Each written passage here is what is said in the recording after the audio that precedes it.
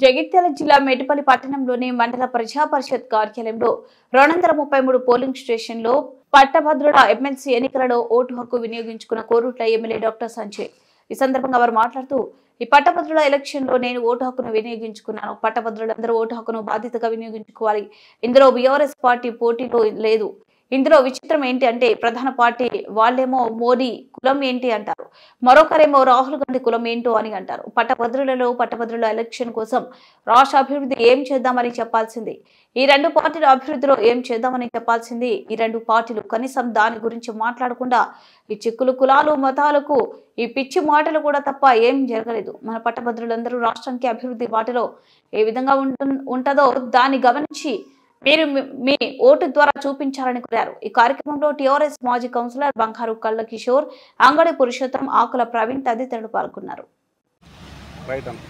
ఇవాళ జరుగుతున్న పట్టభద్రుల ఎలక్షన్ని అందరూ పట్టభద్రులు మీ ఓటు హక్కు వినియోగించుకోవాలి. ఇప్పుడే నేను నా ఓటు హక్కును వినియోగించడం జరిగింది.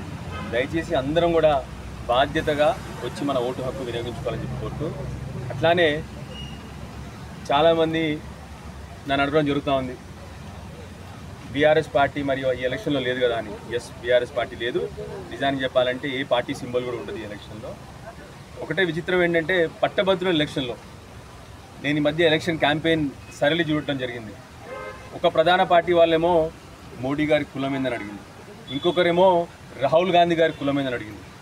బాధాకరం ఏంటంటే, పట్టభద్రుల ఎలక్షన్, పట్టభద్రుల కోసం ఏం చేస్తాము, ఈ రాష్ట్ర అభివృద్ధికి ఏం చేస్తాము, ఈ రాష్ట్ర అభ్యున్నతికి ఏం చేస్తాము అని చెప్పాల్సిన రెండు ప్రధాన పార్టీలు కనీసం దాని గురించి మాట్లాడకుండా కులాలు మతాలు ఈ చిచ్చులు పిచ్చి మాటలు వెకిలి చేసలు తప్ప ఏమీ జరగలేదు. దయచేసి పట్టభద్రులందరినీ కూడా విఘ్నతతో ఆలోచించి మన రాష్ట్ర అభివృద్ధికి ఏది మంచి జరుగుతుంది, ఏ మాటలు అవసరము, ఎలాంటి పనులు అవసరము, రాష్ట్ర అభివృద్ధికి ఏం కావాలి, ఇవి ఆలోచన చేసి అందరు పట్టభద్రుల్ని విఘ్నతతో ఓటేయమని చెప్పేసి అందరినీ కూడా రిక్వెస్ట్ చేయడం జరుగుతూ ఉంది. అందరూ కూడా మళ్ళొకసారి దయచేసి మీ ఓటు హక్కును వినియోగించుకోండి.